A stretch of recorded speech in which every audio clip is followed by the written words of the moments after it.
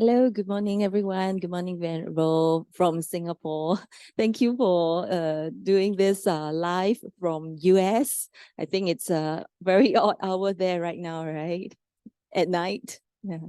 Not too bad. It's the typical time for an evening talk in Singapore, 7:30. Yeah. Thank you so much. So I will give a little introduction of Venerable. Yeah.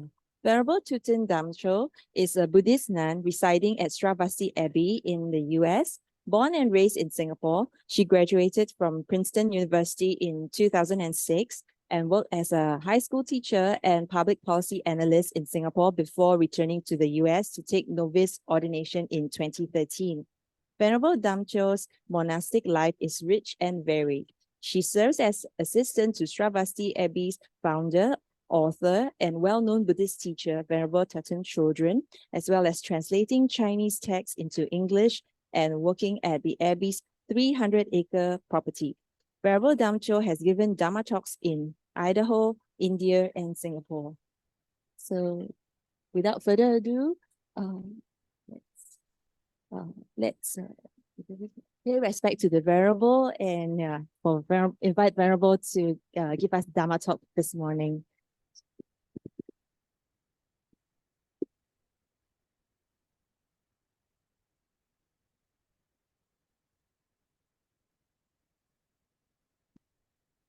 Over to you, Venerable.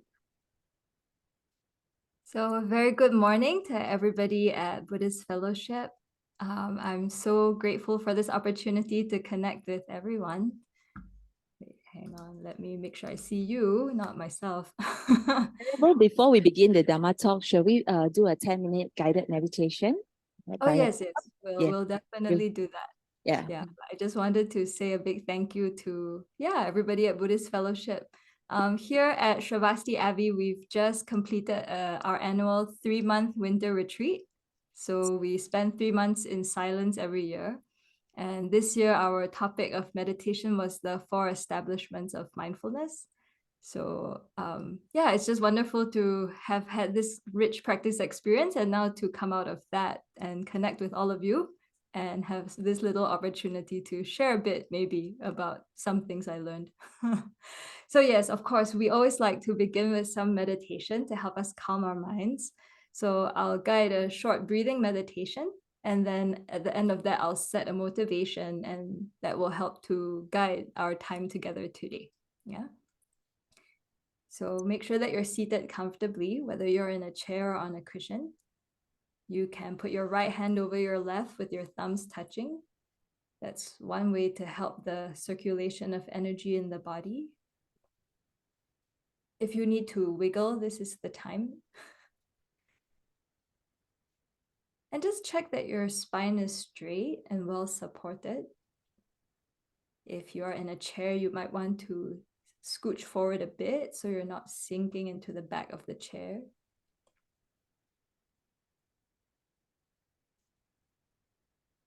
And let's spend a few moments just touching base with different parts of our body. Maybe you've already had a very busy morning, running around or trying to get to BF on time. So now you're here and you can let go of whatever it was you were thinking about just before this or concerned with.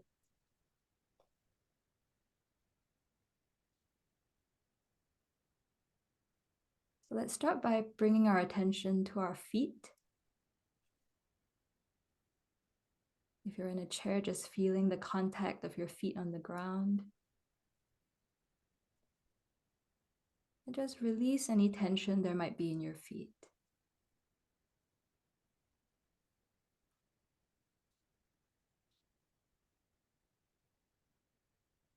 Now relax your ankles.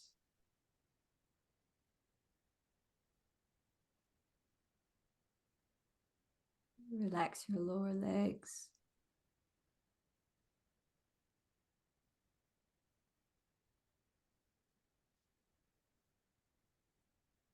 Relax your knees.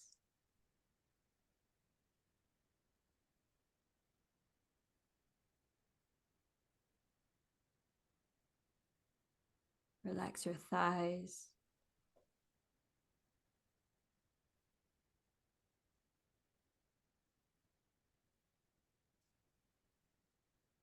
Relax your hips.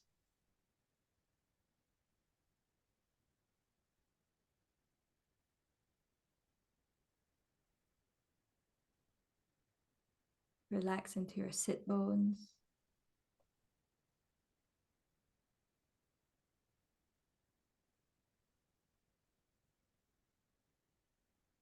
Let your belly go soft.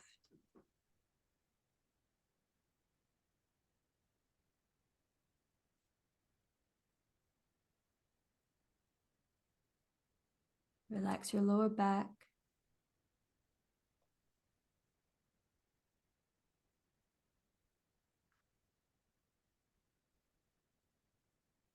Relax your upper back.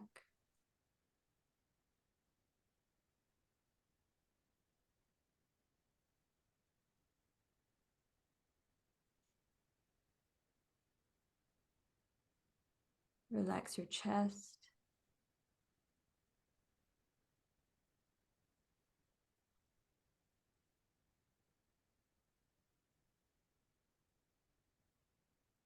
Relax your arms.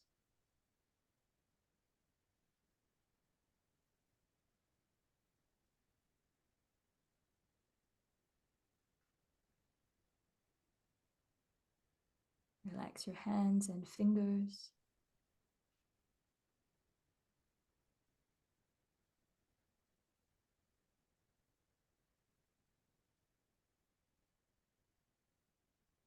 And if you carry a lot of tension in your shoulders, you can lift them up towards your ears and let them fall and release any stress you're carrying there with an exhale a couple of times. You can bring your shoulders up toward your ears and just exhale, let it out.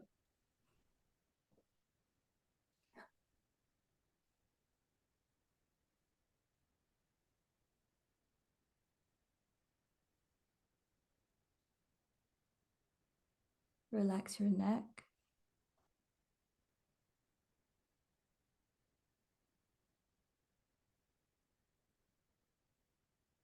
Relax your jaw.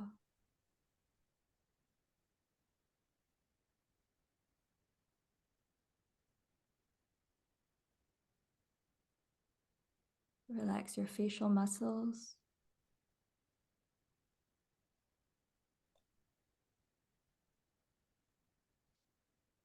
If it helps, you can keep a very slight smile on your face. And if you tend to get drowsy, you can keep your eyes very slightly open. Not looking at anything specific, but just to let some light in. But if that's painful or difficult, you can also keep your eyes closed.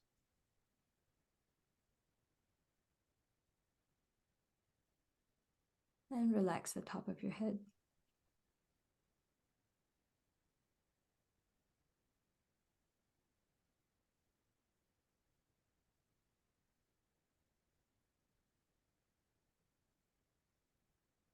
And now sitting in this firm yet relaxed position, we're going to put our attention on our breath.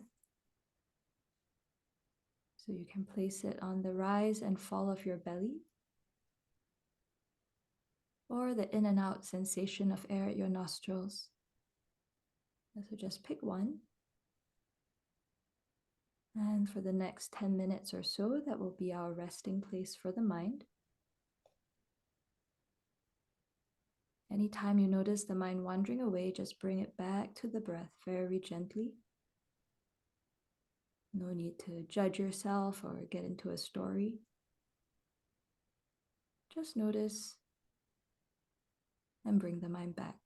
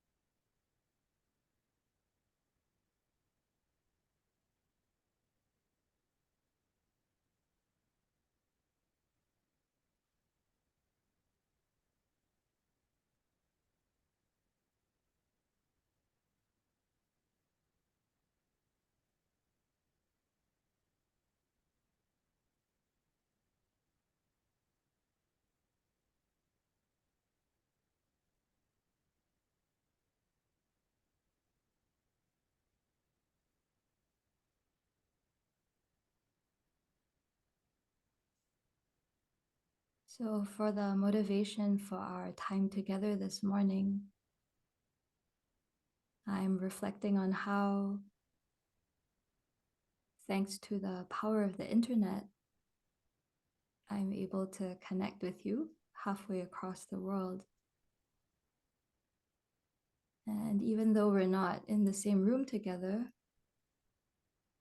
even though I may not know you personally, and you may not know me personally, you may not know the person on your right or to your left, but all of us share something in common. And without even having to become clairvoyant, I know that deep down in your heart, you just want to be happy and you don't want to suffer.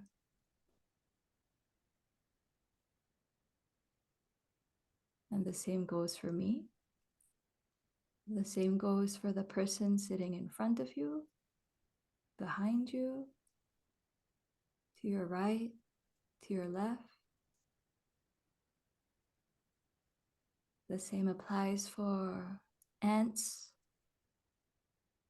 other beings in the space that you might not be able to see. Every single being.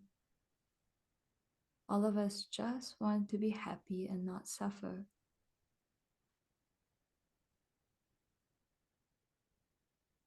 And I do believe that's also a big part of what's brought us here together today, where instead of maybe spending the morning running around or chasing after something outside of us, we're getting in touch with what is it that makes us truly happy? And what do we do when we suffer? Especially when nothing goes our way.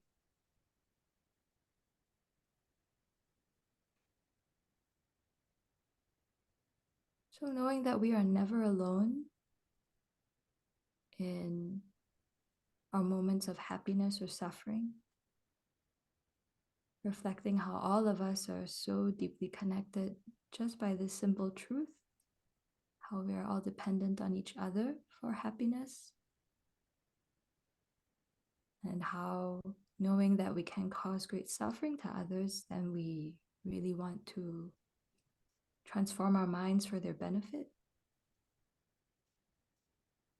Let's spend a little bit of time this morning reflecting on what brings us happiness, what alleviates suffering, so that we might be able to put that into practice in our daily life and be of benefit to all the beings that we are connected with.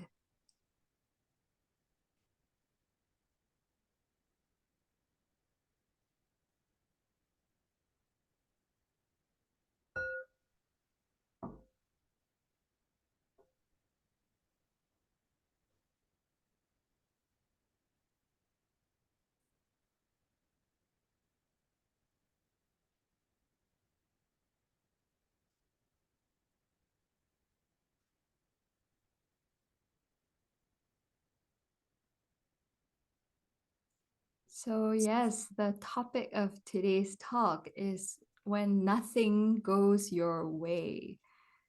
Yeah, and I don't know about you, but I really resonated with the title of the talk. Yeah, aren't there just some times where it just feels that way? Yeah? Yes, no, maybe I can't be the only one, right? Sometimes, you have certain plans in mind, or you've expect certain things to go a certain way and they just don't go your way. Yeah, as the saying goes, when it rains, it pours, right? And what do? Yeah, when nothing goes our way. Oh, I see people shaking their heads. Yeah, Eileen, tearing out your hair. Yeah, it's a national catastrophe, right? Never mind that there are earthquakes elsewhere or people are hungry. Yeah, when something doesn't go your way, it's like you got to let everyone know. Yeah, complain, blame someone. Yeah, call the police. Go to meet the people session. I don't know. Talk to your MP. Tell them all the problems with the lift, the flat. I don't know. Complain. Do something. Yeah, when nothing goes your way. So yeah, let's take some time to investigate this title.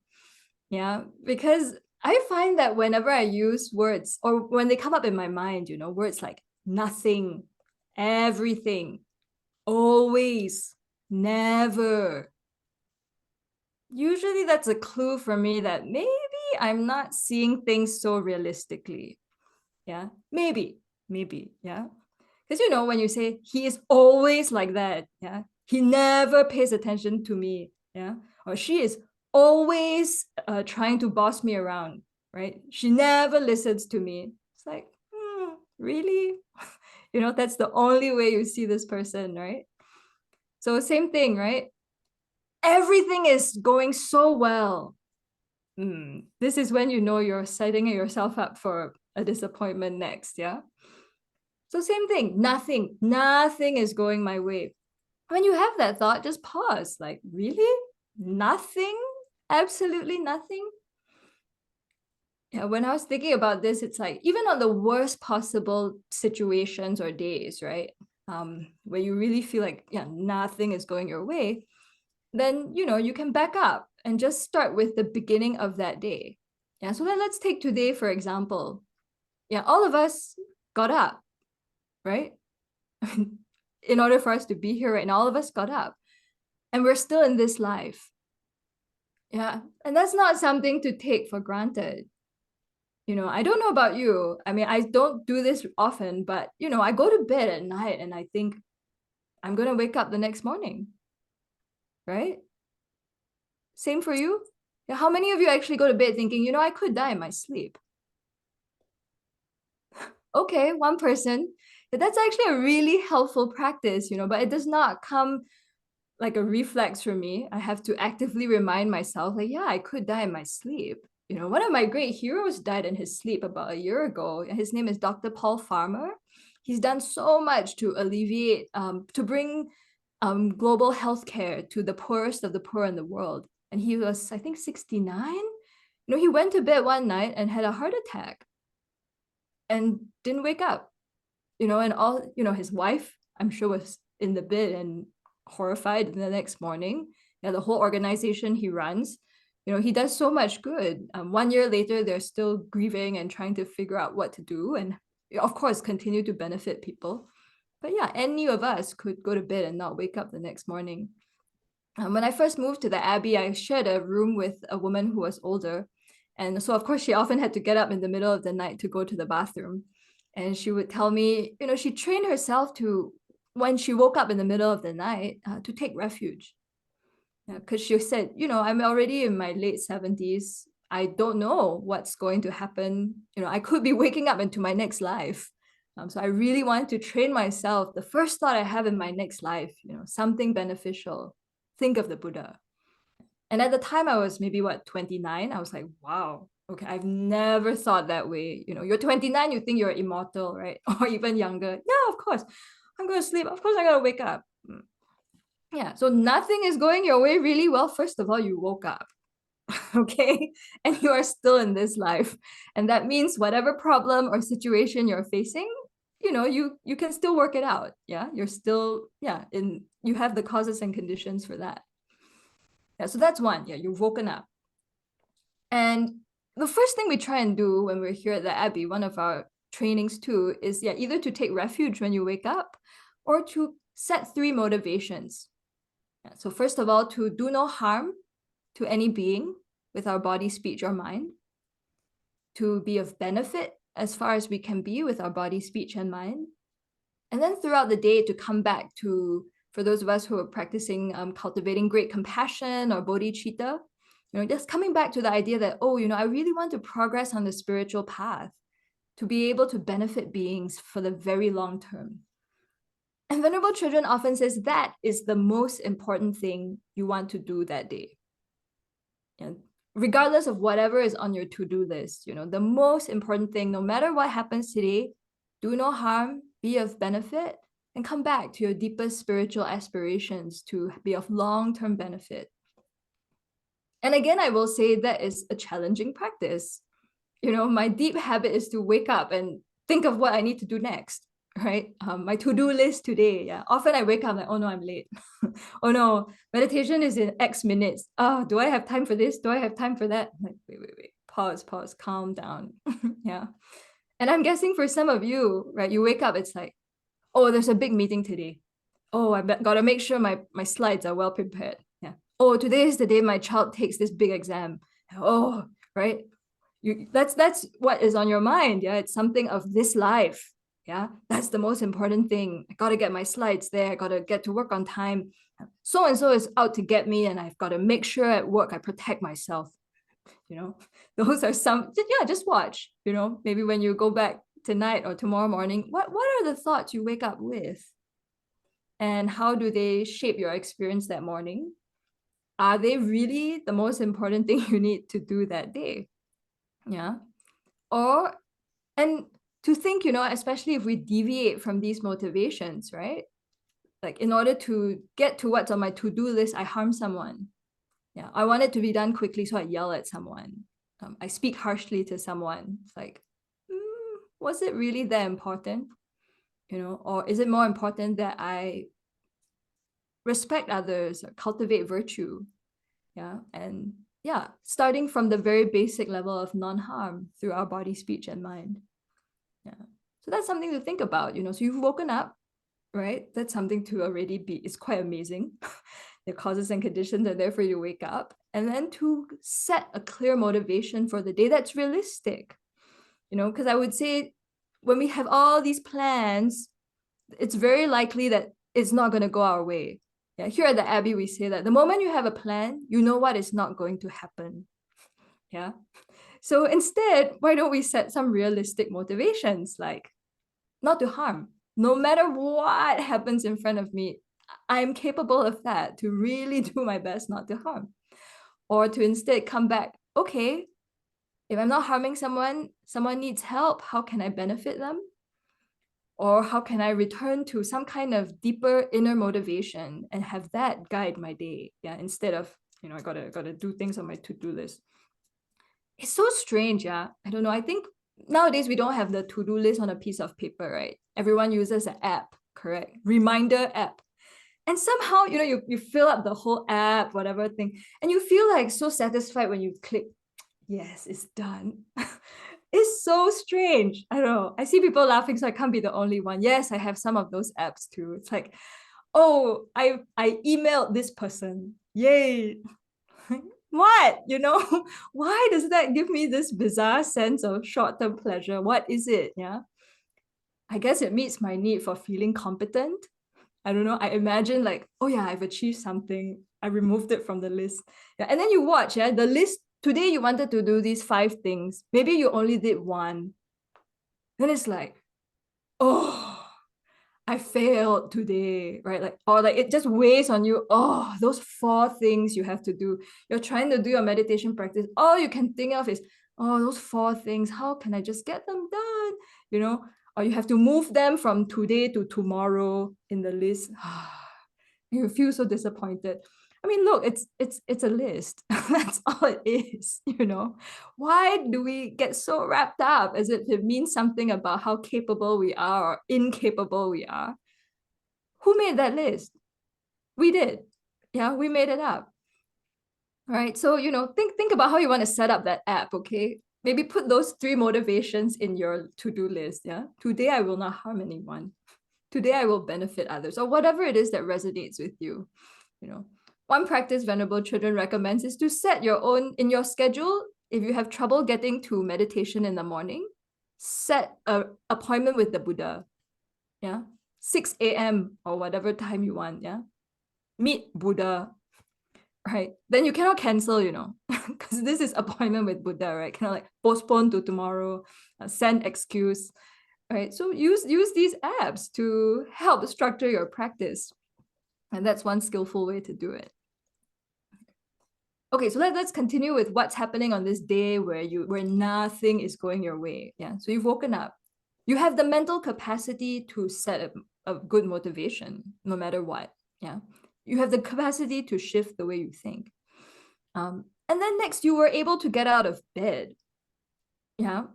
Yes, all of you who are here definitely had the ability to get out of bed. And again, that's not something we can take for granted, right? All of us have been sick at some point or injured. And just even getting out of bed becomes like the biggest project in the world. And again, when I first moved here, I had gotten into a car accident. So I came on crutches to the monastery. Yeah, so there I was, my foot was just very badly sprained, but so I couldn't put any weight on it. And I was like, wow, I've come all the way across the world to a monastery and I cannot make it to the meditation hall. I'm stuck in bed, right? I remember I looked out the window, I look at the turkeys, they're running around, they can climb the hill. I'm like, wow, the turkey has a better life than I do. I feel so sorry for myself. Yeah, but no, yeah, I'm alive, I'm awake. Yeah, and yes, I can still get out of bed. Yeah, even though it's not with the ease that I'm used to, I get out of bed and I can still get around. Yeah, so don't take these things for granted, right? Especially if we've cared for someone who's older as well. Yeah, when we watch, with older relatives, the slow loss of capacity, right? Being able to sleep through the night, you can't take for granted. Yeah, being able to sit up on your own in bed, right? To even just put your feet down, to get dressed, yeah, becomes a whole new project when you're aging or sick. So when we have our health, yeah, the ability to even just get out of bed, get dressed, yeah, don't take that for granted. It's not going to be with us all the time. And then I guess the next thing you do is go and brush your teeth, right? So same thing, you turn on the tap, water comes out. Yes, wow. Again, we take this so for granted in a place like Singapore. Most of the places in the US, I would think people would take this for granted, but not necessarily. I've read of like very poor neighborhoods where like, yeah, the water just doesn't run properly. You get your electricity cut off and your water gets cut off. I mean, so many places in the world people have difficulty accessing water, right? You wake up very early, you have to put a jug on your head or whatever it is, walk for a long distance just to line up for a long time, fill up your jug and walk back. And that is the reality for so many people. And then the water may not be clean, right? You put in a cup and you drink it and it has bacteria and you get sick. Yeah. That's actually very present for us here because at the Abbey, we are off the grid, so to speak. So we are on our own water system. We have our own wells that we've had to hire people to dig. Yeah, and then to make sure that the well is deep enough, that it has enough flow. So every time you turn on the tap, it's like, oh, this water is coming through the kindness of so many people, yeah, that we have drinking water at all. Yeah, they had to dig a well, they had to lay pipes. Yeah, but the same goes for everyone in Singapore, right? Somebody had to build reservoirs, lay pipes, filter the water, put chlorine and so on, just so you could turn it on in the morning and brush your teeth. Yeah. So that's, I think, where we can start. Really, when we slow down and pay attention to all these things we take for granted, we can start to think about interdependence. Yeah, all the kindness, all the causes and conditions it takes for us to survive, to have everything that we need in life. And so when you think nothing is going your way, this is a powerful way to turn the mind, to see, wow, even to have a bed to sleep in, right? To have a room, a place that's clean, yeah, to go to the bathroom, to have a running toilet that flushes, yeah, to turn on a tap and water comes out and it's clean and you can safely brush your teeth and use that water to gargle. So many beings are involved in us being able to do that, but we don't think about that, right? You just go through your life. It's like, yeah, I got to get to work. I got to go to this meeting. My child is, needs to go to school. Yeah, and we forget that we are connected with all these beings constantly that are, helping us to survive. Yeah. Okay, so we've turned on water, we brush our teeth, right? Same thing. So with every single thing we own or touch, right? Take some time to think of all the causes and conditions that brought it about. To have a toothbrush, all the beings involved in making a toothbrush, so that again, you can clean your teeth so your teeth don't rot, or you get cavities, all that. I think this reflection is always very easy to do whenever you are drinking something or eating something, right? One of the first things I do in the morning is get a cup of tea. Yeah. So again, amazing. Don't you think tea is amazing? This little bag with all these leaves inside that are dried, right? I've been to a plantation in India one time.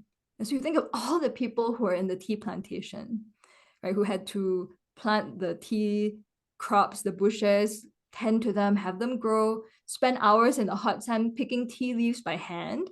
And so many crops still have to be harvested by hand. You can't send a machine out. A lot of the fruits we eat too, yeah. Here in the US, like strawberries, blueberries, all these delicious, marvelous fruit are picked by small children, because they have the hands that can pick the fruit without damaging it. It's often migrant workers from nearby countries that are not paid well or protected.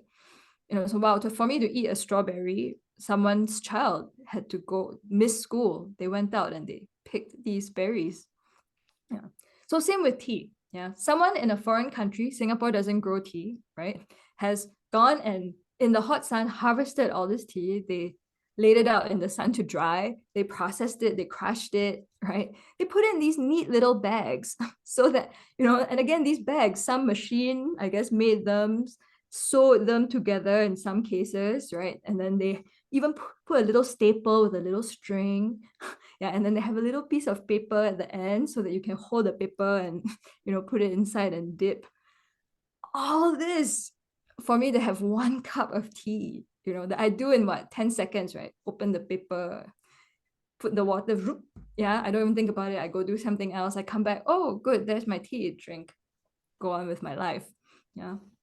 But if we just slow down and take the time to appreciate all the kindness involved in every single thing we use, then I think that really changes how we go about our day, right?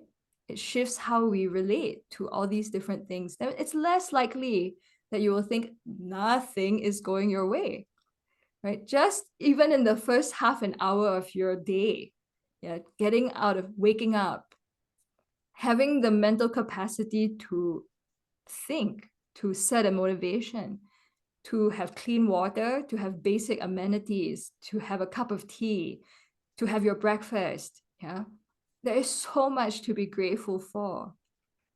So yeah, I think baseline, if we can bring to mind the kindness of others in every moment, that I think shifts our whole experience of day-to-day life. Yeah. That's one way to deal with things not going our way. And I would suggest, you can go through your whole day thinking of that, or have that as something you come back and anchor yourself with, right? When you think nothing is going your way, things are just going so poorly, to just pause and think, I'm alive. Right? Or even just the chair I'm sitting on, the place I'm in, whatever it is created by the kindness of others. And to let yourself just receive that.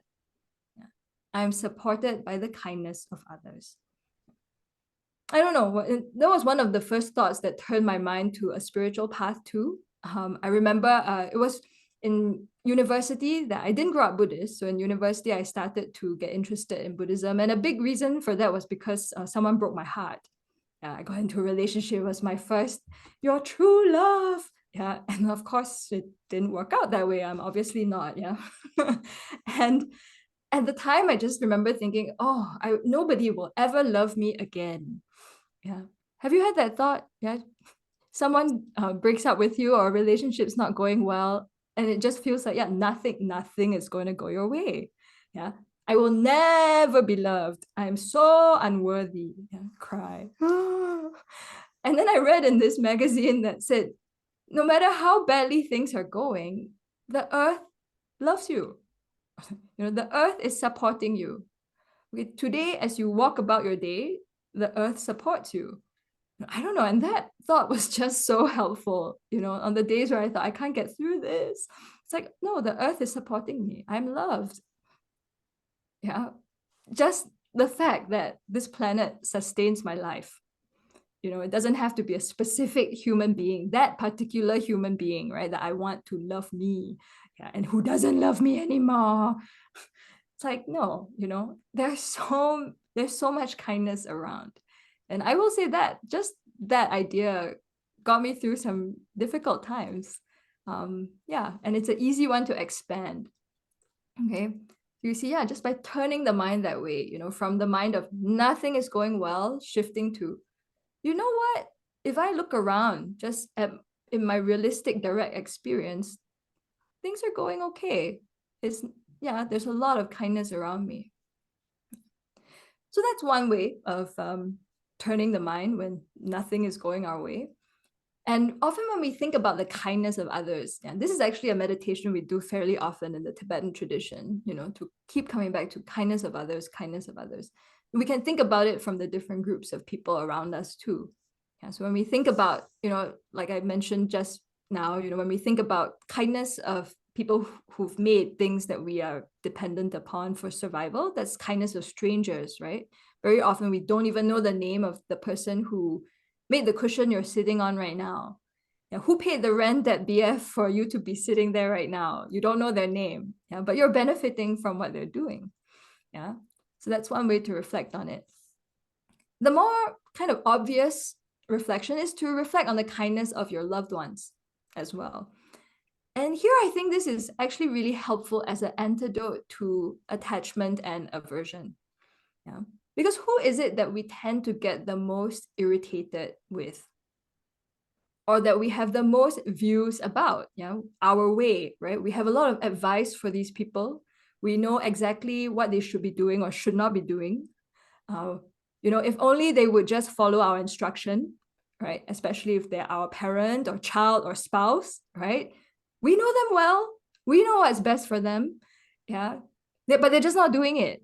You know, they're not listening to our wise and sagely advice, right?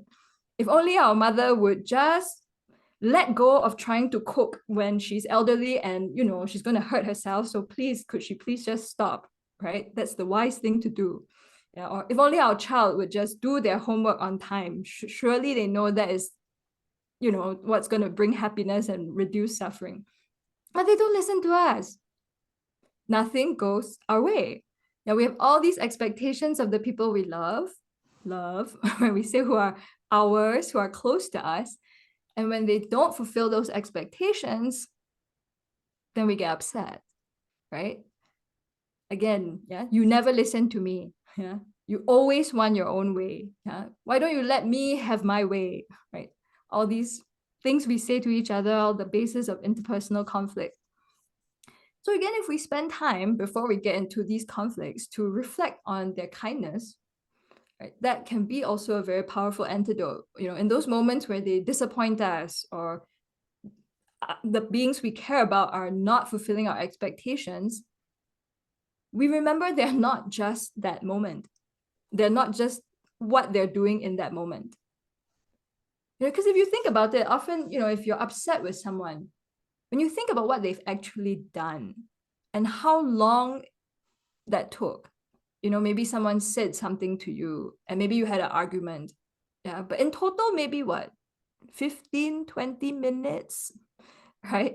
Or even less, you know, sometimes someone at work just says something in passing, yeah, 30 seconds, or looks at you a certain way. But after that, wow, you know, hours and hours spent ruminating, right? Playing the situation again and again and again. Oh, I can't believe they did that. Yeah, the person's whole life, you know, is reduced to this 5 to 10 minute moment where you had an argument. Yeah, you forget all the kind things they've done, right? All the times they helped you, right? Maybe words of encouragement they said, yeah, but because of those 10, 20 minutes, it's like you define them based on that, right? And every time you see them, it's like, oh, you know, I don't even want to sit near you. Yeah. Does that happen for you? You know, someone you're upset with, yeah, you hear their name, they're not even in the room. And it's like, no. someone asks you to sit next to them, they're not doing anything to disturb you, but just somehow you're like, I don't want to sit with them. Yeah.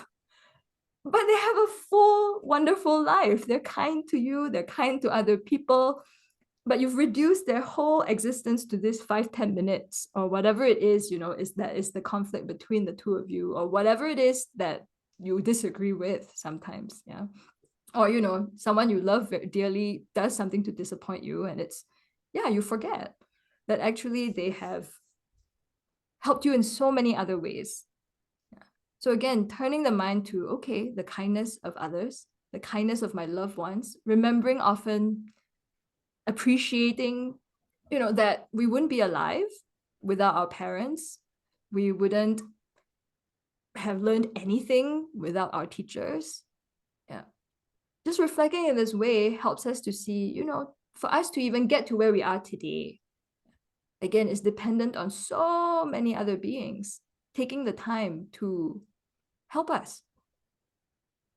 Yeah, when we think about it, we all came into the world completely helpless.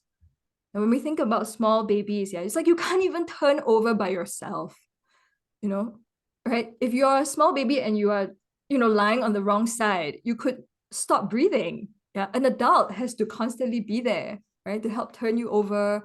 You need food, they have to pick you up, they have to feed you. Yeah, you cry at 2 a.m, someone came and picked you up. They did not get upset like, oh, I'm just going to sleep through the night and let the baby cry and suffer. Yeah, all of us have had parents or caregivers who put their own happiness aside to help us. Right? That's how we've survived till today.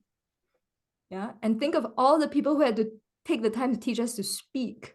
Right? Even I'm sure all of you who are parents know it takes so much effort to teach another child to speak. Yeah, my dad said he would carry me in front of a painting of a ship. I think the first word I said was ship. He said every day he would carry me, then he would point at the painting, ship.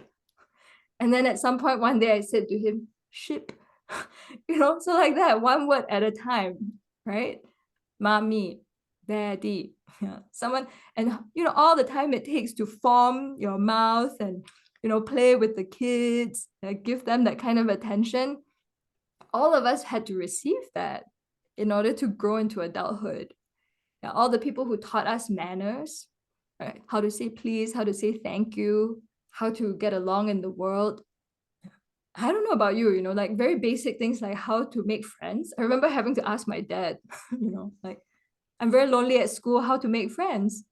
And he said, ask them what is their name. Talk to them about what they're interested in.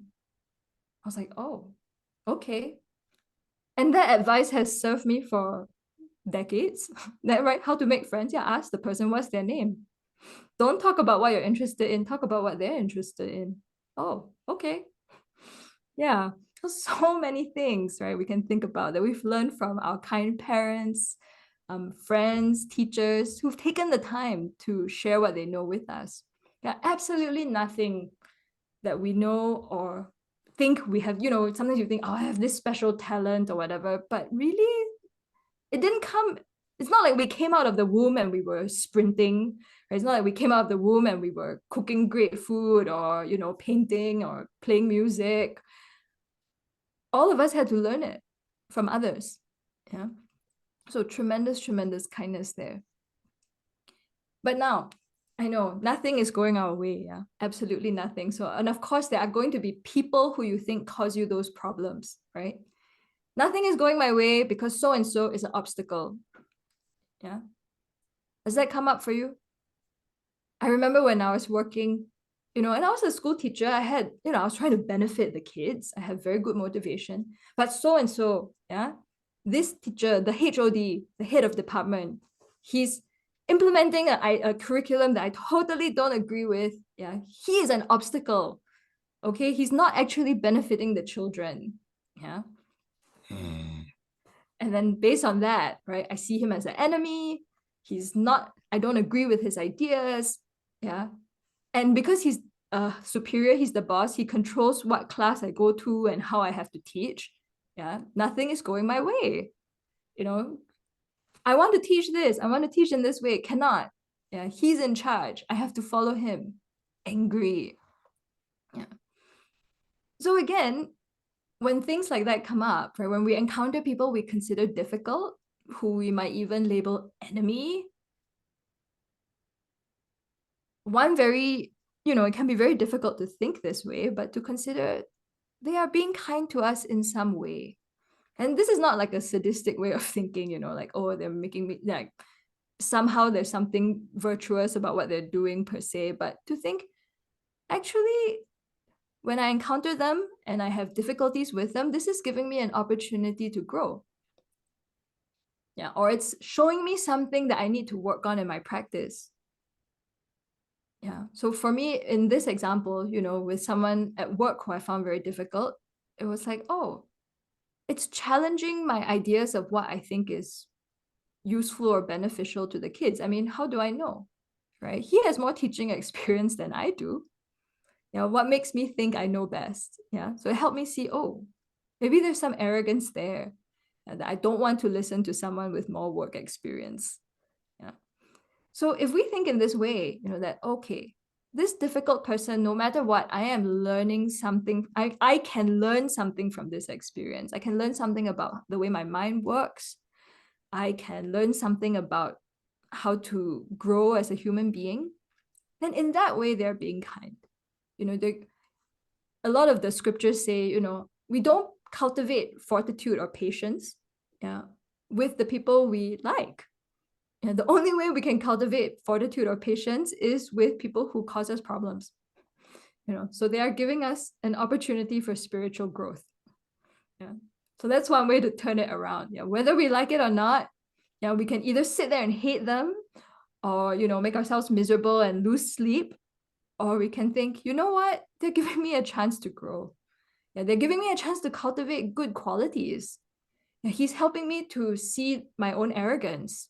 That's great. I don't want to be so arrogant. I want to learn how to work with people who are older or from a different walk of life, or who have different values. He's helping me to be more open-minded. Not everybody in the world has to do things the way I want them to do them. Yeah. Imagine that. Yeah. So those are some ways, that we can start to expand our minds and loosen the mind up. It's the mind that's thinking nothing is going my way. And that's the problem. It's not some external thing. It's just that thought alone, nothing, right? Like I said, it's not realistic. When you see nothing, there's some exaggeration there. And I think the biggest problem of the title, nothing is going my way.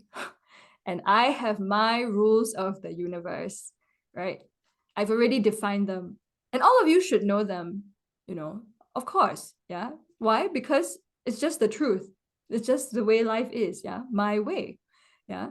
Things should go my way, right? I should wake up with ease. Nothing should go wrong. When I want food, I turn on the tap, water should come, food should appear. Yeah. Things should work. Right? Everything in my house should work. I turn on the aircon, it should be one touch, boop. Yeah, it's not supposed to break down ever. Yeah.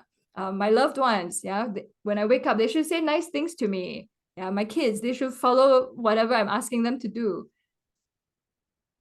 If we go through life with this kind of expectation of my rules of the universe, my way, that is a surefire setup for misery, right?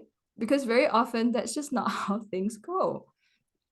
But if we can turn that around, instead of being fixated on my way or nothing else, right? If we can loosen the mind to see, there are many, many ways in this world. We are always connected to so many beings who have their own karma, who have their own dispositions, who have their own ideas. And we're coming into connection with each other, and I am dependent on every single one of them to stay alive. Yeah. Then we don't get so caught up in how everything has to go our way. Yeah. And I think that helps us to relax and, just have a broader view and feel happier, maybe. Yeah, or not get so upset when things don't go our way. One of the friends of the Abbey, whose practice I'm very inspired by, is a woman living in Ukraine. Yeah, and she continues to write to us through the war, and she's a very dedicated Dhamma practitioner. But it's hard for me to imagine, like one day she woke up and your country is at war, right? And of course, in the beginning stages, she would write to us and say, I can't believe this, Russians and Ukrainians have gotten along for so long. Yeah, this is inconceivable. It's like our siblings are trying to kill us. What? So yeah, things overnight, things are no longer going our way. And the amazing thing is that she has just practiced through this whole time, with limitations, the electricity gets cut off. The main thing she's been doing is reading suttas. She said she's been reading the long discourses of the Buddha from the beginning.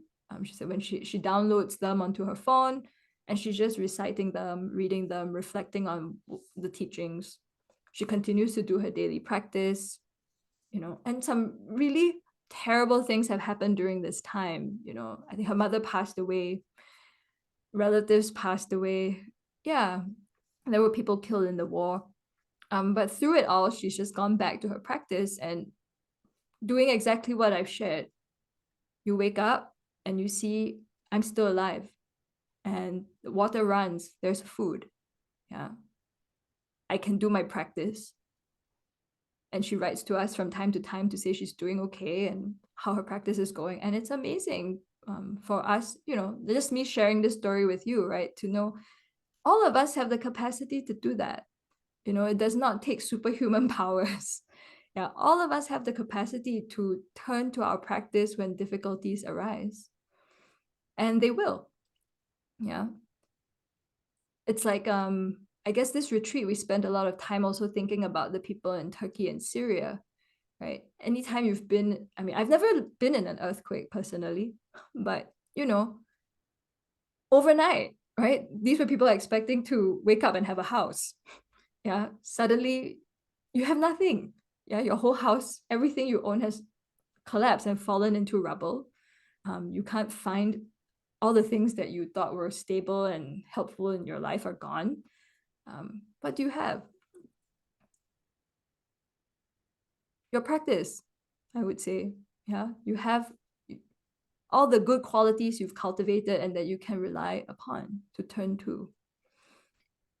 Yeah, so those are helpful things to reflect on, especially even if we live in a very fortunate situation, just to remember that, yeah, that arises due to causes and conditions, and at any moment that can pass. So that's, I would say, is the more of the wisdom side of the path. Yeah. So the first part of this talk, I've been talking a lot about how we reflect on the kindness of others, and we use that as what we call the method side, right? When we think that way, when we reflect on the kindness of others, then very naturally we feel love. We feel a sense of wanting to repay that kindness. We feel connected to others. We want to relieve their suffering, right? So that's one aspect that nurtures our practice. And at the same time, we also have to cultivate wisdom or a realistic perspective. And again, I think that's another very powerful way to counteract the suffering mind that says nothing is going our way. Because what really underlies that is our wrong conceptions. Our wrong ideas that, like I said, I'm the center of the universe, everything should go my way. Or even on the most basic level, thinking everything should always be the way it is. Yeah. On the most basic level, our ignorance makes us think things should be permanent. Yeah. If I'm in love with someone, they should love me back forever. Right? My family members, they should always be around. Yeah. And that is just not our actual experience. Right? But I don't know. Every time I think about this, it's like that's the depth of our ignorance. I can reflect on impermanence again and again. And then someone in my family is sick, or, I read in the paper that somebody died. It's like, huh? How is this possible? It's like, no, of course. Yeah. Every day, every moment, beings are dying right now. I could die today. So could you, right? But it's the sheer force of the ignorance that gets in the way of us recognizing this. And so I guess that was a really important part of the retreat that all of us just sat here at the Abbey. It's interesting, because we're in the Tibetan tradition, so very often our 3-month retreat is on what we call a deity practice. So we might be visualizing Avalokiteshvara with 1,000 arms and 11 heads, and doing that practice to generate compassion. Or we're doing a lot of visualization practice. But this year we did what's called the 4 establishments of mindfulness. I don't know if y'all are so familiar. I'm guessing you should be familiar with that practice, yeah? Yes? Ringing some bells? Yeah, where you focus on what is the nature of the body, what are the feelings that arise, what is the nature of the mind, and what are all the different phenomena that arise in the mind. Yeah, and so much of that is related to what the most fundamental teachings are of the Buddha, which is the 4 truths for noble ones. Yeah, that's one. I mean, often we say the 4 noble truths, but I much prefer this translation, the 4 truths of noble ones. Yeah, why? Because, when we say the 4 noble truths, Venerable Children often says there's nothing noble about dukkha, or suffering. Why is that noble? It's painful. Yeah. But when we think of it as truths for noble ones, these are the 4 truths of Aryas. Yeah, noble ones. These are the beings who have realized the nature of reality. So for them, these are the truths. They see these things as truths. Yeah. Whereas for me, as an ordinary sentient being who has no realizations that are so deep, I don't see those things as truths. Yeah, I don't see that things are unsatisfactory by nature. Yeah, true or not true, right? If something gives me pleasure, I want some more, right? Oh, this donut tastes nice. Hey, give me one more. Hey, I want one more. Then after 5 donuts, okay, I can't get that far, but it's like, oh, I can't eat another thing, right? So if the pleasure were in the donut itself, eating more of it should make me happier, right? But it doesn't. Yeah, but I don't see that on a day-to-day level. So I will go and stand in the queue for a very long time queuing for donuts, right? To bring them home to eat. All right. And I think, oh, that's going to bring me happiness. Yeah. But, for a very short time, I have the happiness from here to here. Yeah. So yeah, instead of seeing things that way, those who are noble ones, the Aryas, they have realized the nature of reality. They see, oh, okay, things are not satisfactory. All these conditioned things are not satisfactory by nature. They've realized that things that are impermanent, changing moment by moment, right? That's how conditioned phenomena are. If things arise based on causes and conditions, they're going to change every single moment. And because they're constantly changing, they are not a reliable, stable source of refuge. We can't control them. And that is just the nature of our situation in cyclic existence. And they see that very clearly. Yeah, so that's how the first truth applies to our lives. It's actually something to recognize. It's not something to learn intellectually, but to actually start to recognize in our day-to-day experience.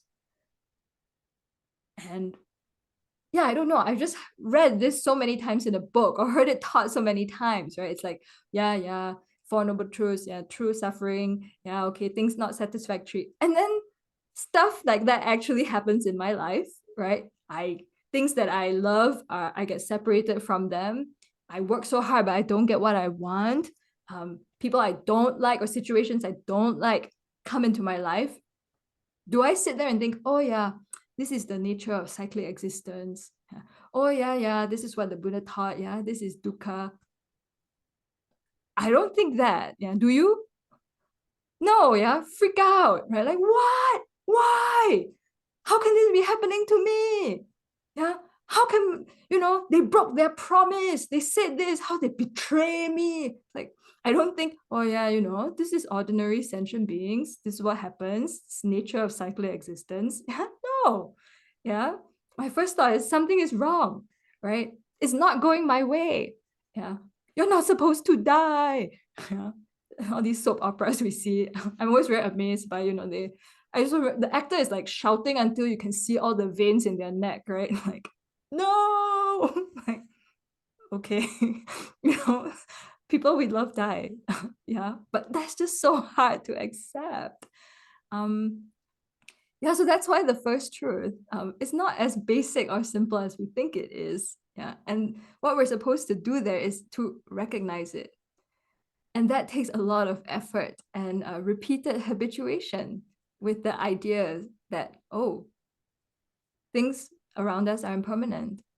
Conditioned things are impermanent. That means my body is impermanent. My mind is impermanent. Yeah, I don't actually control this body. There's no, who is this I who I think is controlling this body and mind? You know, I would so much love to be in control. But like I said, some days you wake up and you might not be able to get out of bed. When you're sick, right? Some days you can't stop what is coming out the other end. That's my experience of going to India recently. Yeah, you drink the water, it has something inside that has a whatever small unseen bacteria, right? Next thing you know, everything that goes in this way comes out the other side. No control, right? I can't tell my body, stop it, don't do it anymore. What to do? Yeah. I remember going to see the doctor at the time in Singapore. You know, I was traveling with vulnerable children. It's a very busy trip. And I told the doctor, this has to stop now. You know, give me something to stop it now. Can I take an injection? I'm here to help my teacher. I cannot be running to the toilet every 10 minutes. And the doctor looked at me like, there's no guarantee. Yeah, you have traveler's diarrhea. I'll write this prescription and that's the best I can do. I was like, yeah, duh. You know, here I am expecting, you know, some kind of magic cure. And of course, yeah, it's not within my control, right? So many causes and conditions are coming to play. I can't have it my way. Yeah, there's my body, there's the bacteria, the kind doctor, right? There's the medicine. Does it work for me? Does it work for other, you know, who knows? Yeah. And there's my karma. That's the part too. I don't know. It's ripening now in this kind of physical suffering, right? And it's up to me to figure out how to respond to that, to turn it into a beneficial situation instead of creating the same cause for suffering all over again. Yeah. So yeah, that is our situation. And the more we can get familiar with that, that will actually help us to have a realistic experience of daily life and to stop chasing our unrealistic expectations that are actually what are causing us suffering. Yeah. So, you know, yeah, it just takes repeated habituation. So don't get too hard on yourselves, I will say. You know, sometimes we've heard these seemingly basic teachings, but every time we come up against some kind of obstacle in our life, that's a really good place to check up, right? It's like, yeah, how much have I actually understood that things are impermanent or that things are not satisfactory by nature? And if I'm not so familiar with that, then I've got to come back to my meditation practice or, you know, listen to more teachings or to check up, you know, what are some of the unrealistic expectations I'm holding on to that are actually creating a lot of pain and suffering in my experience. Yeah. And that's what our Dhamma practice is all about. You know, habituating the mind to realistic and beneficial perspectives. And it's totally worthwhile, right? Otherwise, we go through our life ignorant or following wrong views. Yeah. And then when when reality hits, when things change or pleasant experience turns to unpleasant experience, then we fall apart, we collapse. Yeah. So our Dhamma practice actually gives us that kind of very powerful inner resource to face whatever arises. Even if we don't think we can do it now, yeah, we know that through our practice, slowly, day by day, yeah, habituating ourselves to these ideas, we're doing something very powerful and important. And lastly, I just want to say it's so important to think of the four truths in this way. Yeah, like, you know, that first of all, yes, there is dukkha or unsatisfactoriness. And sometimes people say, I just accept. It feels like, it's like you're resigning yourself, yeah? Or just accept that there's dukkha. That's not at all what the Buddha is teaching. Yeah, like accept sometimes sounds to me so like, you know, you're a bump on the log, just accept it. Yeah, it's a passive kind of thing. Oh, yes, there's suffering, just accept. Yeah.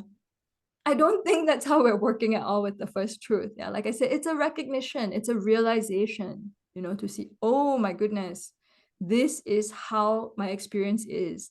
This is how it is for every being on this planet. Yeah, it's not me alone that is experiencing what's happening or experiencing what we call cyclic existence. Yeah, a body and mind that I can't control. Yeah, rebirth that I can't control. Wow. And getting familiar with that. Yeah. And to know that if we're able to recognize the causes of that, right? The second truth, if we know the true causes of our happiness and suffering, then there's a way out. Yeah, it's not like some external being or, some unknown force is bringing the suffering upon us, right? Nothing is going my way because of God or my boss or whatever it is, some external thing that is somehow causing the suffering. But to know that, no, wait, it's because of my ignorance or afflictions, because of the wrong views I hold. That's what's causing the suffering. Then cessation is possible. Then there's a path. Yeah, if I can shift the way I'm thinking, if I can do certain practices to constantly remind myself what is a realistic perspective on the world, what is a realistic view of others as being kind, and I can do this over time, habituate myself repeatedly to such a view, then I can actually create happiness in my life. Yeah, it's very empowering, I think, And again, and realistically speaking, it's not like you just sit there and think positive thoughts and it's going to happen, right? But like I said, it's a slow practice, right? It has a lot to do with checking up, how do I see the world? Is it realistic? Is it beneficial? And then testing the teachings that we're hearing and trying out these different practices. Yeah, if I go through my day thinking nothing is going my way, do I feel happy? If I go through my day just pausing to think, everyone is kind. Yeah, wow, everything I have comes from kindness. I am the recipient of incredible kindness. How does that change my experience of myself, of the world around me? So those are, direct experiments, so to speak, that we can do day to day. Yeah, to test out, when my mind thinks this way, what's the effect? Yeah, and how does it affect all the people in my life? And I think on that basis, then it becomes quite clear, what can bring happiness or suffering in our day-to-day experience. Just in the way we think, we have the ability to have a happy mind, and that's a very powerful tool that can help us in any situation. Like I said, even if you don't have another shirt to change into, you have the power of your mind is there because of your practice. Okay, so those are just some thoughts I have on this topic about when nothing goes our way. But now we have a bit of time. I'm curious what thoughts you have or comments or questions, or maybe you want to tell me yes, but. So yes, please feel free to jump in and I'll do my best to respond. Any questions from the floor? Just raise your hand. Anyone?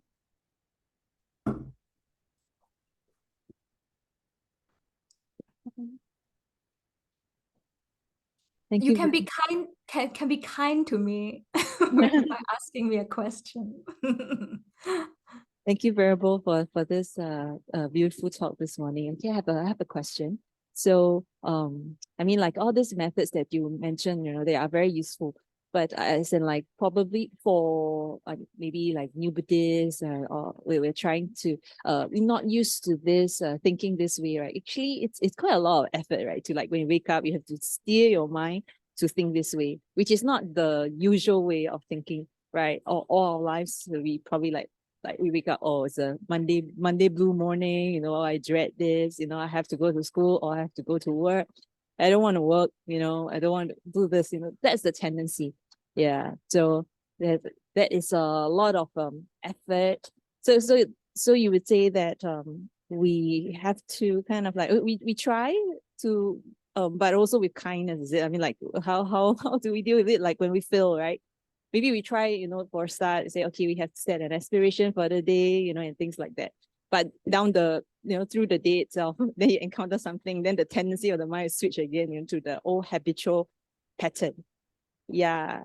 Then I don't know, like personally, I feel when I think back, right, sometimes like, okay, I tried, then along the way in the day, I didn't do so well. Sometimes I feel bad about it. Yeah. It's like, I failed to do. Yeah. So there are many things here. I'm trying to make sure I cover them. So first of all, just the idea of I have to do X. Yeah, and it's not just lay people who feel that way. Yeah, we had this long talk. My venerable children, our abbess. It's very interesting. You know, someone wrote on the board, these teachings are not optional. Yeah, like we have a very full teaching schedule. Everyone must come. Yeah, you must go to the Dhamma talk. You know, because why you're ordained? Yeah, why else do you come here for? Yeah, not optional. And then she gave us a talk where she said, actually, the only thing that is not optional is death, right? That's the only thing you can't choose. Yeah. And she said, if you're at a monastery, even if you are at a monastery, there's nothing you actually must do. You know, no one's coming out to force you to do certain things. Yeah, we trust that we're here with the motivation. I mean, why do we come all the way here? I'm talking about my monastic situation, right? You take precepts, whatever. All this is done based on your own volition, you know, and we forget that, right? Even as monastics living in a monastic situation, it's like, well, I have to go to meditation. Oh, I have to go to, it's like, wait. So that's a good clue. It's a state of mind. I have to do X. You know, so when that comes up for you, you should check, really? Why don't I just leave my kids at school and let them walk home? Do I have to pick up my kids from school? You know, and of course you're making this active choice. You're being kind, right? You want your children to be safe or whatever it is, you know, or do I have to do that? So that's another way to just pause and check, you know, come back to your motivation. And you can phrase it as, I choose to. I want to go to work today. Why? And think about that, you know, and come up with a sincere reason why you want to go to work. Yeah. You don't have to go to work, right? Technically speaking, you can choose to stay home that day. Of course, then there are certain consequences, right? But and not just to be reactive, right? Oh, I have to go to work, otherwise so-and-so will scold me. But to turn it around, yeah. If I show up for my team, I'm helping my team. Yeah. If I do my part, other people benefit. Huh. Yeah. How to turn that, right? It's like, oh, I have to submit this report, right? Like, okay, no, I'm helping even just directly the person who is working with me, right? One other person. There must be someone you are benefiting in everything you're doing too, right? In the same way that we benefit from the kindness of others, then to remember, hey, how can I turn this into something beneficial? Yeah, in small ways, whatever they might be. So to shift the perspective that way.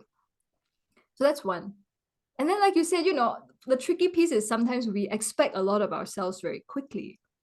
Yeah, it's like, oh yeah, I should be Buddha by next week, you know, or okay, I just heard about this new practice.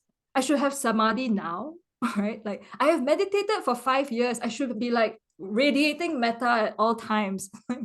No, you know, if we think about it, these practices are slow.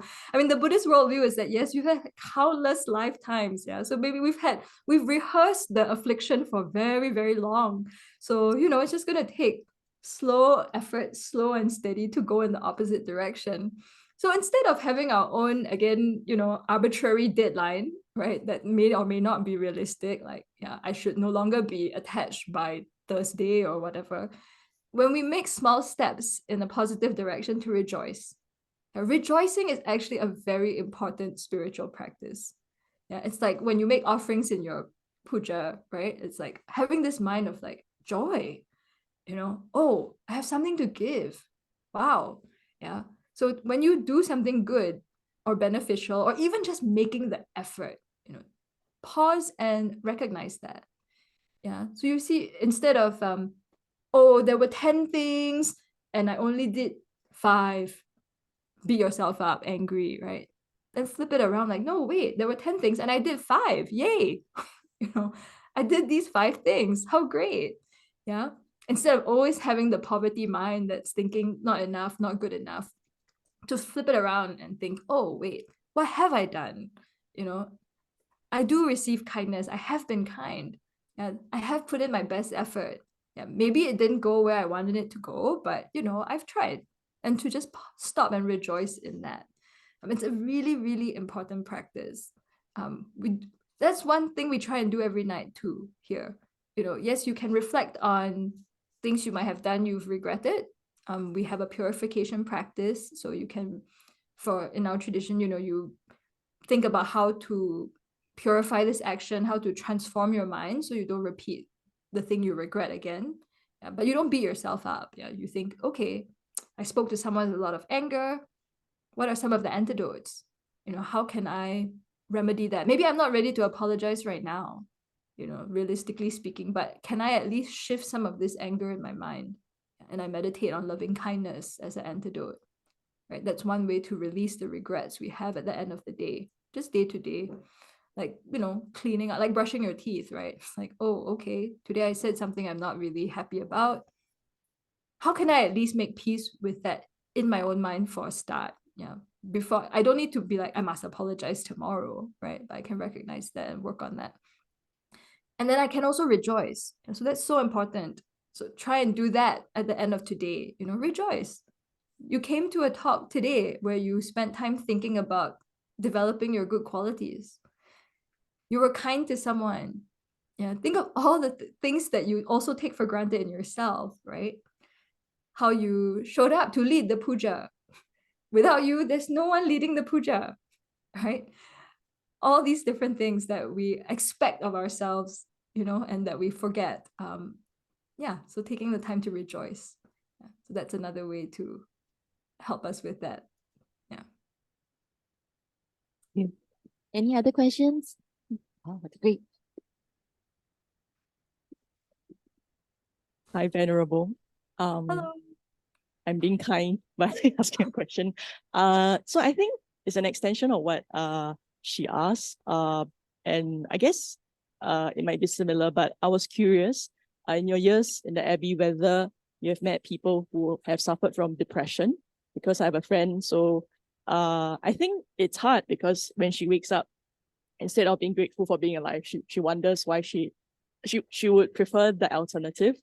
And I think it's hard because the mind is very fixed, so it's hard to take steps to rejoice and to think, even in the little things. So as a friend, I was just curious if you have any advice on practical things or other things to help friends who suffer from really, really bad depression. So it's really hard to get out of it, and they might not even get out of bed or for days. So thank you. Yeah, so depression is definitely a big challenge, I would say. I mean, there are different kinds of depression, as you mentioned. There's just, the mind feeling low energy or fixated on a negative point of view for a temporary period of time, right? Like all of us have gone through that. Maybe we're, some big transition happens in life or there's a lot of grief and the mind's just, stuck for a while and feeling down. And often if we have a spiritual practice or we have habituated ourselves, there's a way to turn it.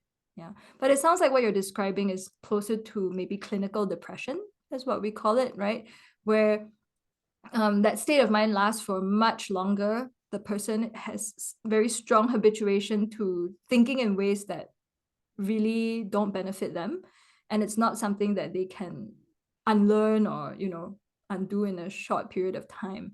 So there are many ways. I would say if it's very severe or really debilitating in life, seeking psychiatric help is key, right? I do think there are medications that help. I've seen them help a lot of people I know. Yeah, the point too is to find the right kind, a good fit with the right doctor.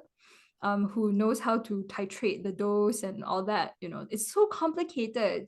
Sometimes people think like, oh yeah, you go find the therapist and just talk to them, or if you take a certain kind of medicine, it will just cure it. That has not been my experience observing people on their journey with depression.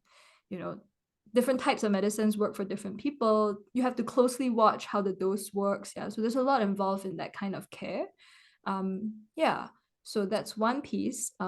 I think what we can do as a friend of someone who's struggling with depression is to be encouraging, right? And to help them accept what is happening. I don't know, that's been my experience. I had a friend who was diagnosed with bipolar disorder. And half of it was just them struggling with refusing to recognize that they were unwell and not wanting to do anything about it, right? And being very angry about that. Yeah, but the more we were like, this is a recognized medical condition. Yeah, you don't have to feel ashamed, right? There's nothing wrong with you. Yeah, this is arising for all kinds of causes and conditions, but there is a cure. Yeah, and I think that helped. For her, it was like seeing, oh, this is a bit like the flu, but no one can see it. Yeah, she's like, oh, yes, I do have an illness. And taking these medications are helping me. Yeah, so that was one piece, just even accepting the situation. I found it was just helpful to be more like a empathetic friend, as in I don't pass judgment and tell her what I think she should do. That turned out to be the worst course of action.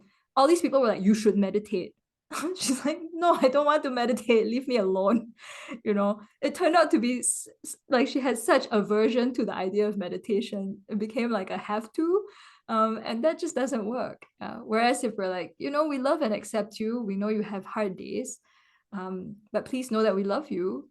Even in your darkest times, please promise me you will call me if you have a plan to end your life. Yeah. Promise you will call me first. Let's talk about it. Yeah. So sometimes I think, yeah, if you know someone who is at risk of suicide, I mean, there are many ways to deal with that. But I know one of them is to, tell the person to promise to call you, or that they have a support, not to, yeah.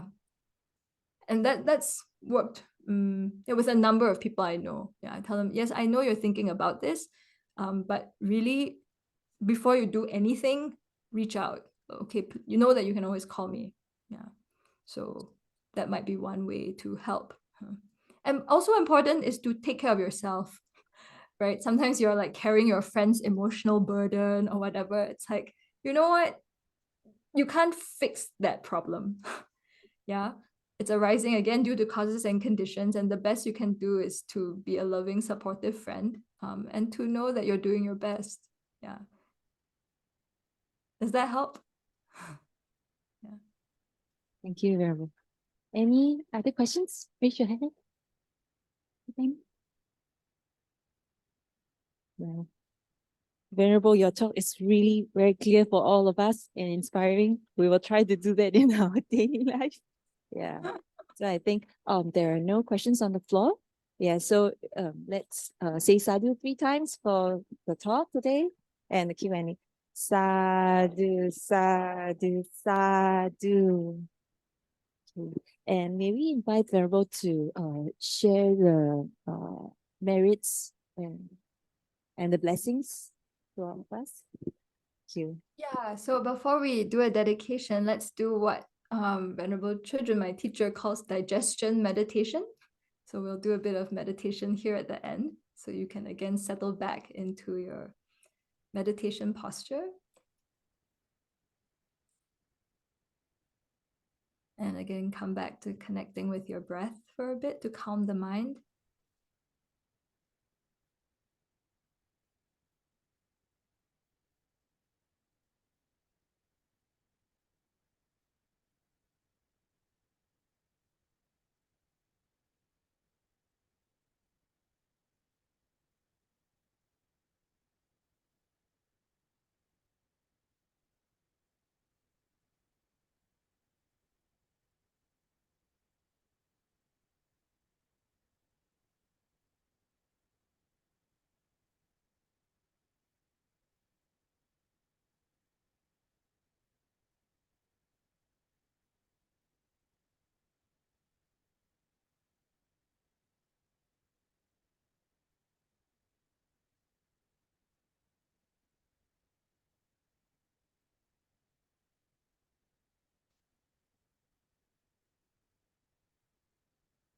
And take a moment to think about one thing you heard from the talk this morning that you might be able to apply in your life.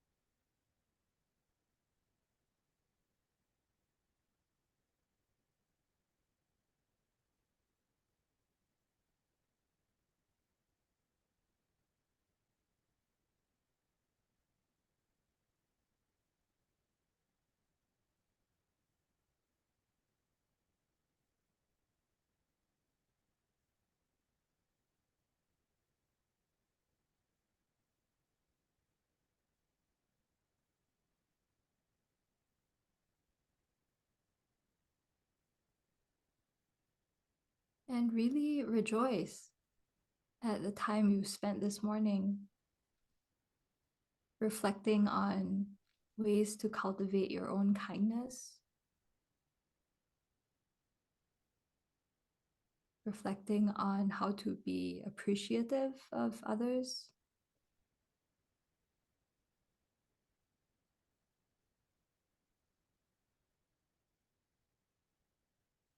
and instead of only looking at your faults or what you haven't done enough of, to see just having these ideas, appreciating kindness, wanting to be kind, that brings tremendous benefit.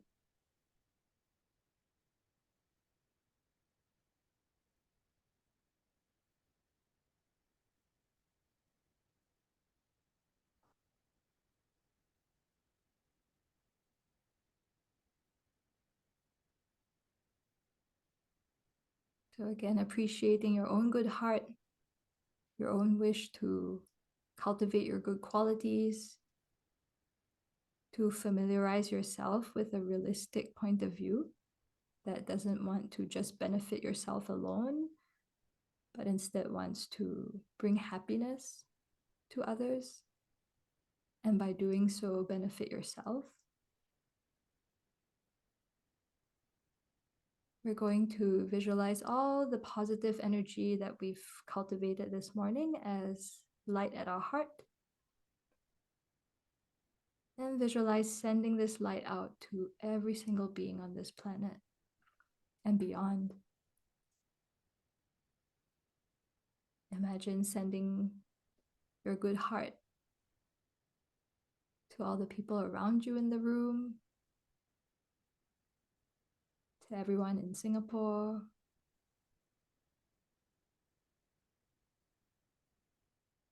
to beings in very difficult situations on the planet.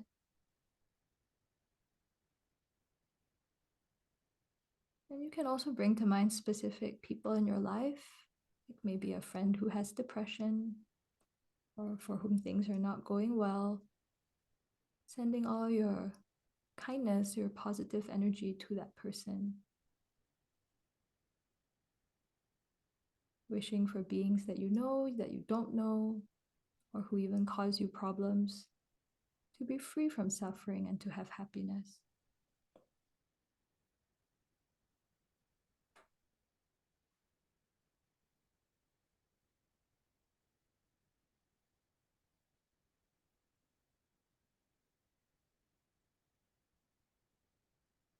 And so with these beneficial thoughts in mind, we'll dedicate the merit. And I'll recite the dedication we usually do at the Abbey. Due to this merit, may we soon attain the awakened state of Guru Buddha, that we may be able to liberate all sentient beings from their suffering. May the precious Bodhi mind, not yet born, arise and grow. May that born have no decline, but increase forevermore.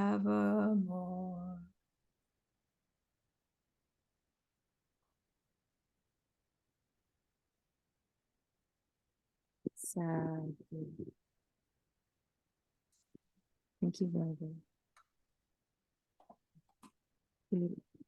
Let us pay respect to Venerable Damcho.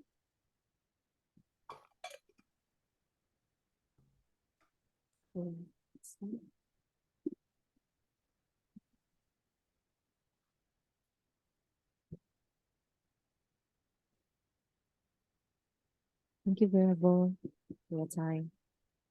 Thank you all so much. Hope to see you again. Yes, I hope to see you in person sooner rather than later. Yeah, have a wonderful Sunday. Take good care. You too.